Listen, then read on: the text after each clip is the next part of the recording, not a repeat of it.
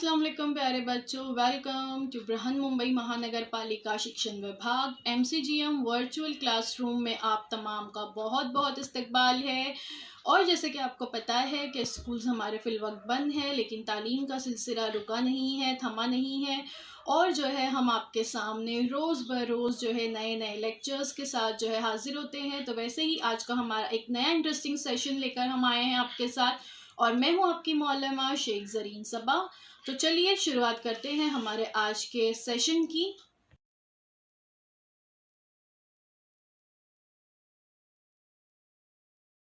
अस्सलाम वालेकुम प्यारे बच्चों, welcome to Zareen Saba virtual studio. हमारे इस यूट्यूब चैनल में आप तमाम का बहुत बहुत इस्तकबाल है और मुझे उम्मीद है आप सब खैरियत से होंगे और हमारे चैनल को देख रहे होंगे। और अगर आप चाहते हैं कि आगे भी आपको ऐसे ही अच्छे अच्छे वीडियोस मिलते रहें तो इसलिए हमारे चैनल को सब्सक्राइब करना ना भूलें।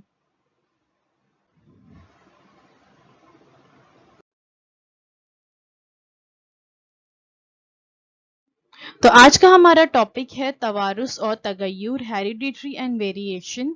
स्टैंडर्ड 9th के लिए, जमात नौम के लिए मजमून है हमारा साइंस। और मैं हूं आपकी मौलमा ज़रीन सबा from MCGM virtual classroom Mumbai. तो बच्चों, ये जो टॉपिक है आपका तवारुस और तगय्युर, हेरिडिटरी एंड वेरिएशन, ये बहुत ही इंटरेस्टिंग चैप्टर है। और जब आप इसके बारे में पढ़ेंगे तो आपको बड़ा मजा आएगा।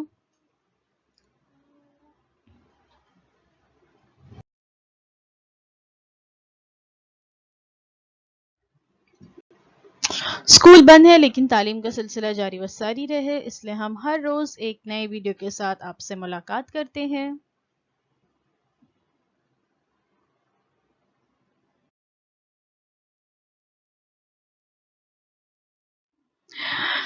तो जरा बताइए कि आपकी जमात में तमाम लड़कियां एक जैसे नजर आते हैं? जितने भी बच्चे हैं आपकी क्लास में, आपके दोस्त, आपकी सहेलियां, है ना, क्या तमाम एक जैसे हैं? नहीं, है ना, सब अलग अलग है। किसी का रंग गोरा है, किसी का रंग सांवला है, किसी के बाल लंबे हैं, किसी के बाल बहुत घुंघराले हैं, किसी के बाल बिल्कुल सिल्की और सीधे हैं, किसी की हाइट लंबी है, किसी की हाइट छोटी है, कोई मोटा है, कोई पतला है ना। इसका मतलब ये है कि एक ही कम जमात में भी लड़के और लड़कियां एक जैसे नजर नहीं आते, सब अलग अलग तरह के से नजर आते हैं।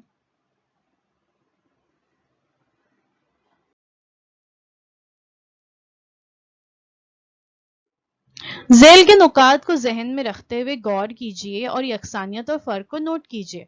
अब क्या करना है, आपको अपने घर के अफराद यानी आप, आपके दादा दादी, आपके वालिद और आपकी वालिदा, इनमें आपको कुछ फर्क भी ढूंढने हैं और कुछ यकसानियत भी ढूंढनी है। जैसे जिल्द का रंग, क्या आपकी सबकी जिल्द का रंग एक जैसा है? हो सकता है आप गोरे हों और आपके अम्मी गोरे हों, लेकिन आपके अब्बा का रंग जो है वो सांवला हो, है ना। फिर वैसे ही दादा और दादी का रंग भी अलग अलग हो सकता है, या किसी से आपका रंग मिलता जुलता होगा। चेहरे की साख्त अब कैसी है, आपकी कैसी है और बाकी घर वालों की कैसी है, कद कैसा है, आंखों का रंग कैसा है, हाथ के अंगूठे की साख्त कैसी है। जब आप ये पूरा टेबल फिल करेंगे, भरेंगे इसे, तो आपको ये समझ में आएगा कि कुछ खुसूसियत तो आपकी आपके अम्मी से मिलती है, कुछ खुसूसियत आपकी आपके अब्बा से मिलती है, और कुछ ऐसी खुसूसियत है जो दोनों से भी नहीं मिलती, बल्कि वो खुसूसियत आपकी आपके दादा या दादी दोनों में से किसी एक से मिलती होगी, है ना। ऐसा भी हो सकता है।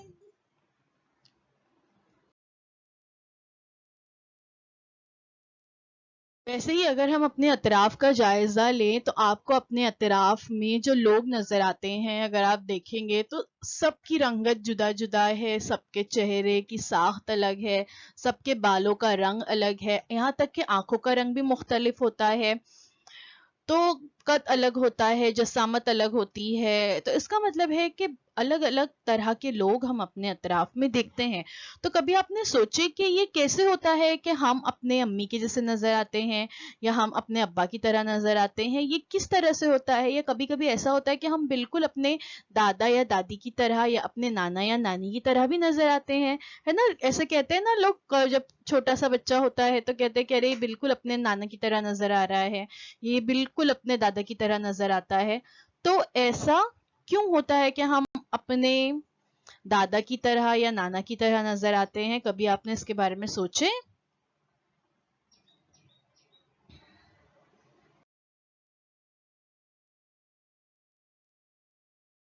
हमारे गिरदोपेश में पाए जाने वाली एक ही नौ में बहुत तनाव होता है, यानी डाइवर्सिटी है। सब मैंने जैसे बताई कि सब अलग अलग तरह के लोग होते हैं, ये आपने इससे कबल पढ़ा है, लेकिन ये तनाव किसकी वजह से पैदा होता है, हम इस सबक में इसका मुताला करेंगे। ये आप पहले पढ़ चुके हैं कि डाइवर्सिटी जो है पाई जाती है पिछले असबाक में, और पिछली क्लास में भी आप पढ़ चुके हैं, स्टैंडर्ड 8 में भी आपने डाइवर्सिटी के बारे में पढ़ा है। तो ये तो हमें पता है कि तनाव पाया जाता है, हर इंसान मुख्तलिफ है एक दूसरे से, और बिल्कुल वैसे ही जानदार भी जो होते हैं, चरिंद परिंद भी होते हैं, वो भी एक दूसरे से मुख्तलिफ होते हैं। लेकिन आज के सबक में हम मुताला करेंगे कि ये तनाव किस वजह से पैदा होता है।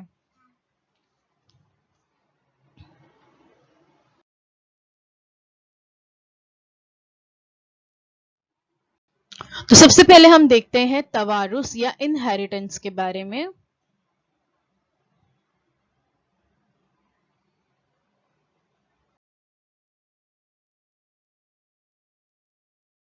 आपकी सबक का टॉपिक ही है ना तवारुस और तगय्युर, है ना। तो तवारुस या इनहेरिटेंस किसे कहते हैं?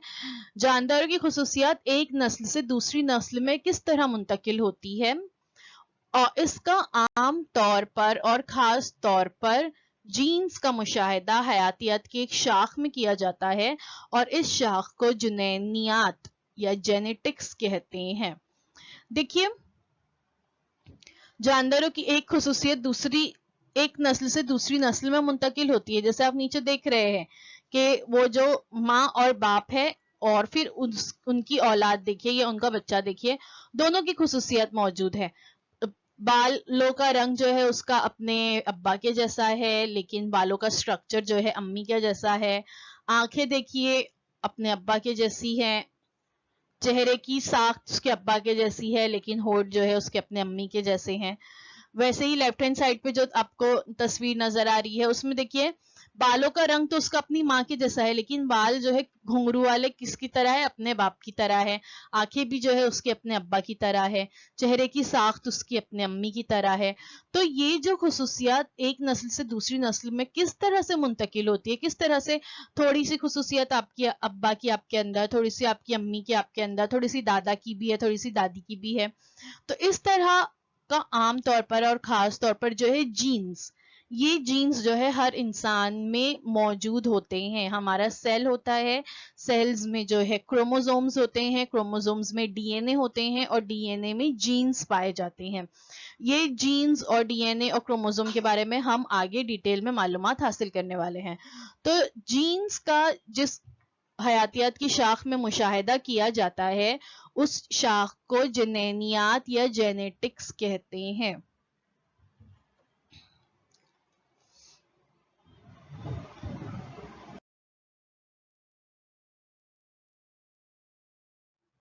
अफजाइश के दौरान नई नस्ल पैदा होती है। इस नस्ल की कुछ खुसूसियत को छोड़कर वालिदैन से बहुत ज्यादा यकसानियत नजर आती है, यानी कुछ खुसूसियत अलग होती है लेकिन कुछ यकसानियत भी होती है। यकसिनफी अफजाइश के अमल के जरिए वजूद में आने वाले हैवानात में मामूली फर्क होता है, जबकि सिनफी अफजाइश के जरिए पैदा होने वाले जानवरों में फर्क ज्यादा होता है।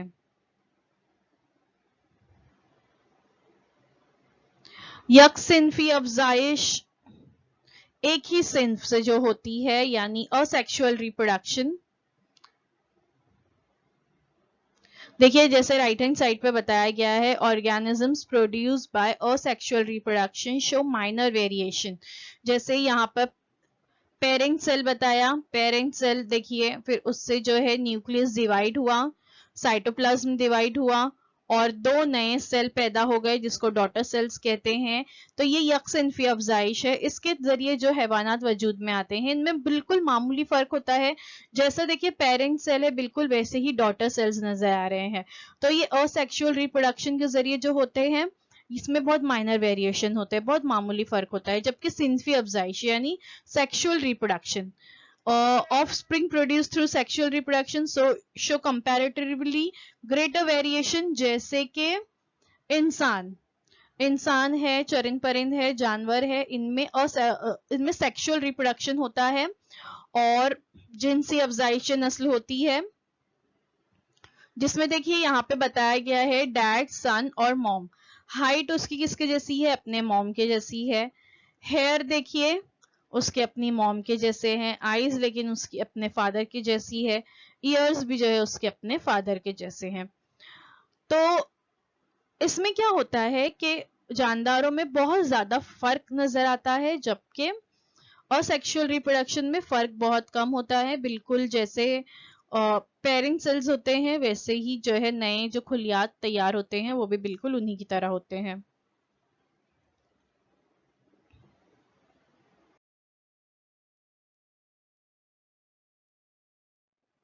आपकी जमात में आपके दोस्त के कान के गोशों का बगौर मुशाहिदा कीजिए।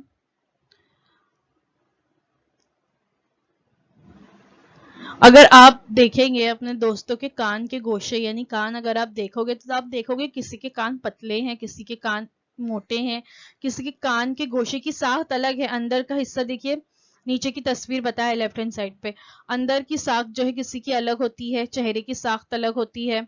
फिर दूसरा सवाल ये पूछा गया कि हम सब इंसान होने के बावजूद हमारे रंग में आपको कौन सा फर्क नजर आता है?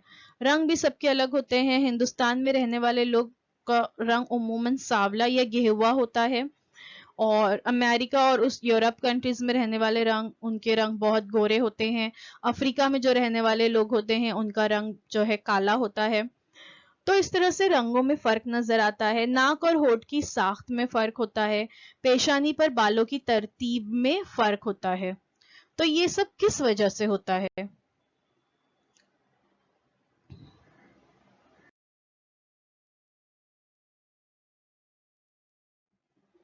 ये होता है तवारुस की वजह से। तो चलिए इसके बारे में मालूमात हासिल करते हैं।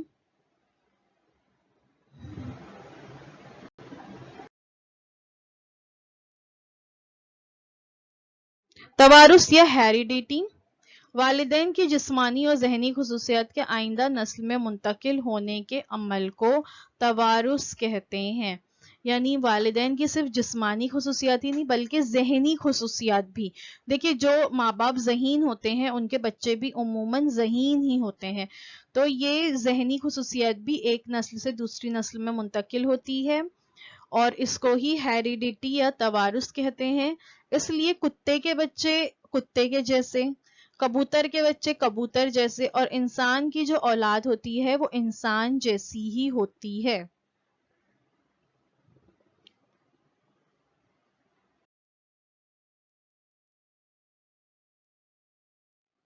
तवारुसी खुसूसियात और खुसूसियात का इजहार inherited traits and expression of traits. वालिदैन और औलाद में बहुत ज्यादा यकसानियत होने के बावजूद छोटे बड़े फर्क नजर आते हैं। ये यकसानियत और फर्क तवारुस का नतीजा है। आइए मालूम करिए कि तवारुसी निज़ाम जो है हेरिडिटरी सिस्टम क्या होता है और ये किस तरह काम करता है। देखिए वालिदैन और औलाद में बहुत ज्यादा यकसानियत होती है। अक्सर तो हम देखकर ही किसी को पहचान लेते हैं कि अच्छा आप इनके बेटे हैं, क्योंकि आपके चेहरे से ये समझ में आ रहा है ना। हम कहते हैं कि चेहरे की साख किसी किसी की बिल्कुल अपने वालिद या वालिदा की तरह होती है। तो छोटे बड़े फर्क नजर आते हैं, लेकिन यकसानियत और फर्क जो है ये किसका नतीजा है? ये तवारुस का नतीजा है। तो ये किस तरह से काम करता है हेरिडिटरी सिस्टम, चलिए हम देखेंगे।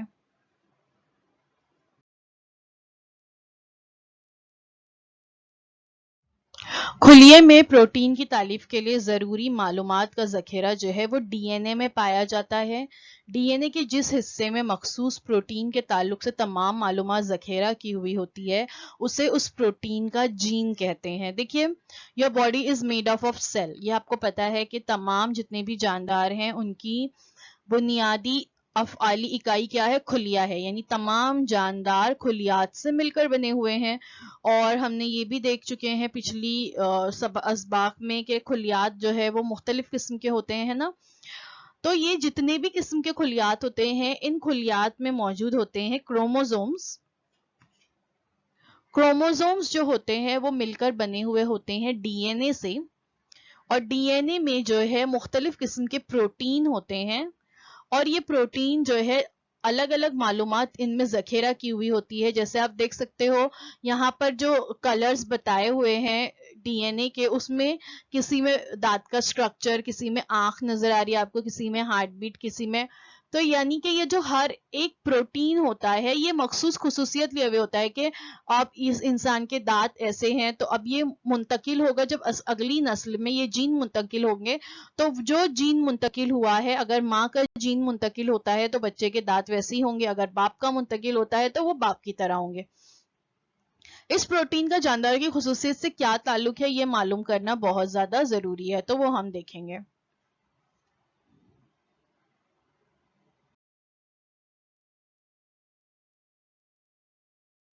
یہ نقطہ مزید واضح ہونے کے لیے نباتات کی اونچائی کو ذہن میں رکھتے ہیں. نباتات, آپ یہ جانتے ہیں کہ نباتات میں نموئی محرکات پائے جاتے ہیں. نباتات کی اونچائی کی نشو و نما بھی نموئی محرکات کے تناسب پر منحصر ہوتی ہے نا. تو نباتات کے ذریعے پیدا ہونے والے نموئی محرکات کا تناسب خامرے کی افعالی صلاحیت پر منحصر ہوتا ہے. فعال خامرے زیادہ تناسب میں محرکات پیدا کرتے ہیں جس کی وجہ سے نباتات کی اونچائی بڑھتی ہے. لیکن اگر خامروں کی فعالیت کم ہو تو محرکات کم پیمانے پر تیار ہوتے ہیں, نتیجے میں نباتات کی نشو و نما سست ہوتی ہے. یہ جو نموئی محرکات ہوتے ہیں جس کی وجہ سے نباتات کی ہائٹ بڑھتی ہے, یہ ڈپینڈ کرتا ہے کہ وہ خامرے کی افعالی صلاحیت کتنی ہے. اگر فعال ہے, زیادہ ایکٹیو ہے خامرے, تو زیادہ تعداد میں جو ہے محرکات پیدا ہوں گے, اور ظاہری بات ہے زیادہ تعداد میں محرکات پیدا ہو رہے ہیں اس کا مطلب ہے کہ اس پودے کی اونچائی تیزی سے بڑھے گی. اگر محرکات سست رفتاری سے پیدا ہوتے ہیں, فعالیت ان کی کم ہوتی ہے خامروں کی, تو نتیجے میں نباتات کی نشو و نما بھی سست ہو جاتی ہے. تو یہ نباتات کی ہائٹ کس پہ ڈپینڈ کرتی ہے؟ محرکات پر.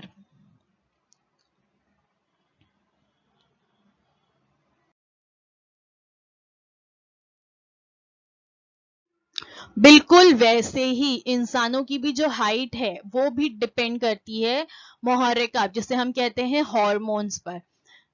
ٹھیک ہے, پچویٹری گلینڈز میں گروتھ ہارمون, جو پچویٹری گلینڈز ہوتے ہیں ہمارے جسم میں, گدود ہوتے ہیں. یہ گدود کہاں ہوتے ہیں؟ ہمارے برین میں ہوتے ہیں. برین میں یہ پچویٹری گلینڈز ہوتے ہیں. یہ کون سا ہارمون تیار کرتے ہیں؟ محرکات تیار کرتے ہیں, گروتھ ہارمون تیار کرتے ہیں. اگر بہت کم مقدار میں گروتھ ہارمون تیار ہو رہے ہیں تو انسان کی ہائٹ کم ہوگی. اگر مناسب مقدار میں گروتھ ہارمون تیار ہو رہے ہیں, بالکل right amount of growth hormone, تو انسان کی ہائٹ جو ہے کیسی ہوگی؟ برابر ہوگی. اور اگر بہت زیادہ تعداد میں یہ گدود ہارمونز ریلیز کرتے ہیں تو پھر کیا ہوتا ہے کہ اس انسان کی ہائٹ بہت تیزی سے بڑھنے لگتی ہے اور وہ زیادہ لمبا وہ شخص ہوتا ہے. تو یہ انسانوں کی ہائٹ کس پہ ڈپینڈ کرتی ہے؟ ہمارے دماغ میں جو پچویٹری گلینڈ ہے اس سے جو ہارمون خارج ہوتے ہیں, گروتھ ہارمونز جو اس سے خارج ہوتے ہیں, اس پہ یہ ڈپینڈ کرتا ہے.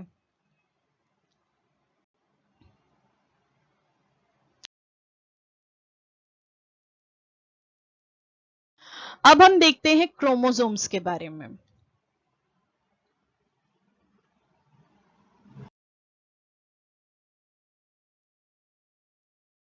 کروموزومز جسے اردو میں لونیے بھی کہتے ہیں, اگر آپ اس کا سٹرکچر دیکھیں گے لیفٹ ہینڈ سائڈ پہ آپ دیکھ سکتے ہیں کروموزوم بتایا گیا ہے. تو یہ ایکس, انگلش کا ایکس جس طرح سے ہم لکھتے ہیں نا, بالکل ویسے ہی ایکس کی طرح کا اس کا سٹرکچر ہوتا ہے. اور جانداروں کے خلیے کے مرکزے میں پایا جانے والا اور توارثی خصوصیت کو لے جانے والا جز جو ہے وہ کروموزوم ہے. یہ کہاں پایا جاتا ہے؟ جانداروں کے خلیے کے مرکزے میں پایا جاتا ہے. تو آپ کو پتا ہے نا کہ تمام جاندار خلیات سے مل کر بنے ہوئے ہیں. ان خلیات میں ہوتے ہیں کروموزومز, اور یہ کروموزومز جو ہوتے ہیں یہ اس میں ہوتے ہیں ڈی این اے, اور اس میں ہوتے ہیں جین, جو توارثی خصوصیات کو لے جانے والے جز ہیں. یعنی ماں باپ سے جو خصوصیات ان کے بچوں میں منتقل ہوتی ہے وہ دراصل اسی کروموزومز کے ذریعے ہوتی ہے. وہ مرکزی ترشے اور پروٹین سے بنے ہوتے ہیں. یہ کروموزومز کروموزوم خلیے کی تقسیم کے دوران خوردبین کے ذریعے واضح طور پر نظر آتے ہیں. ایسے وہ نظر نہیں آتے, لیکن جب خلیے کی تقسیم ہوتی ہے, نیچے آپ دیکھ سکتے ہو مائٹوسس بتایا گیا ہے, تو اس دوران جب خلیے کی تقسیم ہوتی ہے تو خلیے کی تقسیم کے دوران یہ بہت صاف طور پر دیکھے جا سکتے ہیں. یہ جو آپ کو نظر آ رہا ہے نا پروفیس میں 4 یہ کروموزومز ہے, اور آپ دیکھ سکتے ہو کہ کس طرح خلیات کی تقسیم میں جو کروموزومز ہے وہ دونوں خلیات میں برابر برابر تقسیم ہو رہے ہیں. توارثی خصوصیت کے خاکے کو شکل میں تبدیل ہونے والے جین ہر حیثیت میں اسی جز پر ہوتی ہے. یہ کیا بتایا گیا ہے میں آپ کو آگے بتاتی ہوں. جب ہم ڈی این اے کا اسٹرکچر دیکھیں گے تب آپ کو سمجھ میں آئے گا.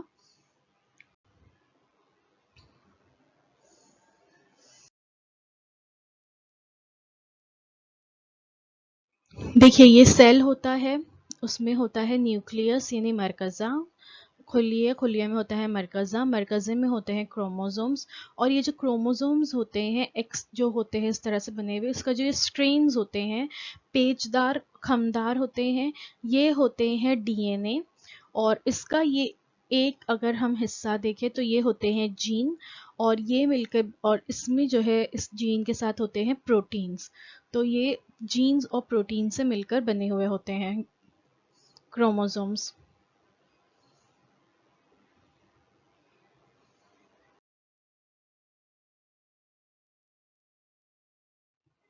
ہر جاندار میں کروموزوم کی تعداد جو ہے مختص ہوتی ہے, یعنی طے ہوتی ہے کہ ہر جاندار میں اتنے ہی کروموزوم پائے جائیں گے. ہر کروموزوم جو ہے وہ ڈی این اے سے بنا ہوتا ہے. دیکھیے لیفٹ ہینڈ سائڈ پہ اوپر کی تصویر آپ دیکھ سکتے ہو, اندر آپ کو ریڈ کلر کا لوپ نظر آ رہا ہے, تو یہ کیا ہے ڈی این اے ہے, اور خلیے کی تقسیم کے دوران وہ سلاخ نما نظر آتا ہے. ٹھیک ہے, ابھی ہم نے جو سے پہلے مائٹوسس والا فیز دیکھے اس میں ہم نے دیکھے خلیے کی تقسیم کے دوران کس طرح یہ سلاخ نما ہو جاتا ہے. ہر کروموزوم پر ایک انقباضی حصہ ہوتا ہے جسے ابتدائی انقباض یا پرائمری کنسٹرکشن کہتے ہیں, یا مرکز پارا بھی جو ہے سینٹرومیر اس کو کہتے ہیں, درمیان میں ہوتا ہے سینٹرومیر, جس کی وجہ سے کروموزوم جو ہے 2 حصوں میں تقسیم ہو جاتا ہے. ہر حصے کو کروموزوم کے بازو کہتے ہیں, جو اوپر کے 2 حصے کروموزوم کے بازو, نیچے کے 2 حصے کروموزوم کے بازو. مخصوص کروموزوم پر کرۂ جاذبیہ کا مقام مختص ہوتا ہے. یہاں پر درمیان میں کرۂ جاذبیہ کا مقام ہوتا ہے, اور اس بنا پر کروموزوم کی 4 قسمیں بتائی گئی ہے. اوپر والے جو ہوتے ہیں اس کو کہتے ہیں پی بازو, نیچے والے کو کہتے ہیں کیو بازو, اور یہ جو آپ دیکھ رہے ہیں اگر ہم یہ کروموزوم کو کھول دیں تو یہ ڈی این اے کے اسٹرینڈز جو ہے اس طرح سے نظر آئیں گے.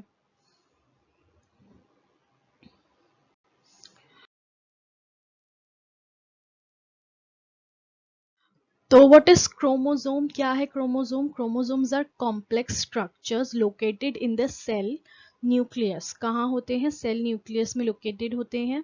They are composed of DNA. D N A کو اگر ہم کمپوز کریں یعنی ایک ساتھ باندھ کر اگر ہم رکھیں ڈی این اے کو تو وہ ہوں گے chromosomes. Histone and non histone proteins ہوتے ہیں, اس سے بنے پروٹینز بھی ہوتے ہیں. اس میں آر این اے ہوتا ہے. آر این اے کیا ہے ہم آگے دیکھیں گے. اور polysaccharides ہوتے ہیں. they are basically the packages that contain the DNA. یعنی کیا ہوتا ہے, ایک پیکیج ہوتا ہے کروموزوم جس میں کیا ہوتے ہیں, ڈی این اے ہوتے ہیں. ڈی این اے ڈی آکسی رائبوز نیوکلک ایسڈ. آگے ہم پڑھیں گے اس کے بارے میں.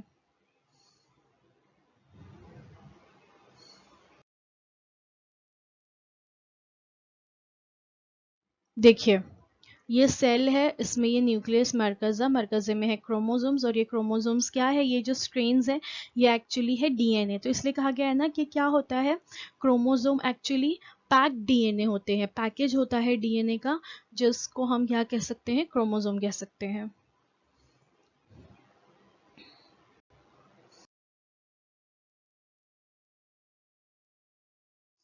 یہاں پر دیکھیے بتایا گیا ہے کہ جو ڈی این اے ہوتا ہے, سوری کروموزومز ہوتے ہیں, یہ اس کے اوپر کا حصہ ٹیلومیئرز اور ڈی این اے مولیکیول یہ اندر دکھ رہے ہیں, یہ شارٹ آرم ہوتے ہیں, نیچے لانگ آرم ہوتے ہیں.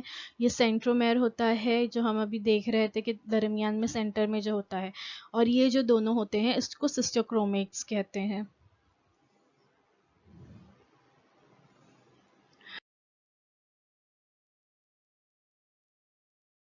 تو اب اس کے بعد ہمیں دیکھنا ہے کروموزوم کی قسمیں. کروموزوم کی جو ہے الگ الگ قسمیں ہوتی ہیں، ہر جاندار میں الگ قسم کے کروموزوم پائے جاتے ہیں، تو اس کے بارے میں انشاءاللہ ہم نیکسٹ ویڈیو میں معلومات حاصل کریں گے. آج کے لیے بس اتنا ہی.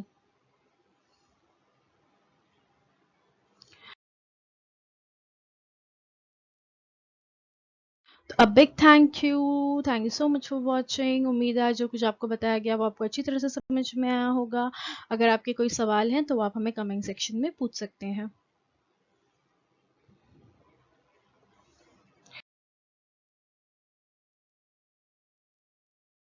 تو اگر آپ کو ہمارا یہ ویڈیو اچھا لگا ہے تو پلیز اسے لائک کیجیے، اپنے دوستوں کے ساتھ شیئر کیجیے، ہمیں کمنٹ کر کے بتائیے کہ آپ کو یہ کیسا لگا، اور ہمیں فالو کرتے رہیے. فالو کرنے کے لیے آپ کو کیا کرنا ہے پتہ ہے نا آپ کو جو ہے ہمارے چینل کو سبسکرائب کرنا ہے. سبسکرائب کرنے کے بعد press the bell icon to get all the notifications. اب آپ لوگوں سے ایک نئے ویڈیو میں ملاقات ہوتی ہے. اللہ حافظ.